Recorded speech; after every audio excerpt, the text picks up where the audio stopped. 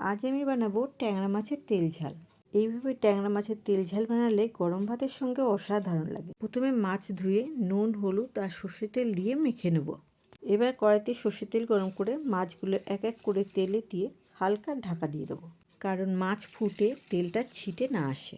তাছাড়াও মাছটা নুন হলুদ দিয়ে মাখানোর সময় তেল দিয়ে মাখিয়ে নিয়েছিলাম, তবুও সাবধানে করাটাই ভালো। এই একই তেলে কালো জিরে, কাঁচা লঙ্কা দিয়ে নাড়াচাড়া করে পেঁয়াজ বাটা, আদা রসুন বাটা দিয়ে কিছুক্ষণ কষিয়ে নেওয়ার পর লঙ্কা, জিরে, ধনে, হলুদ, কাশ্মীরি লঙ্কা গুঁড়ো দিয়ে আরও কিছুক্ষণ কষিয়ে নিতে হবে।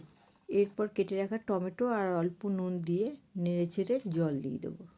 ঝোল ফুটে উঠলেই মাছগুলো দিয়ে দেবো। মাখা মাখা হয়ে এলে ওপর দিয়ে ধনেপাতা ছড়িয়ে নামিয়ে নিলেই তৈরি আমাদের ট্যাংরা মাছের তেল ঝাল।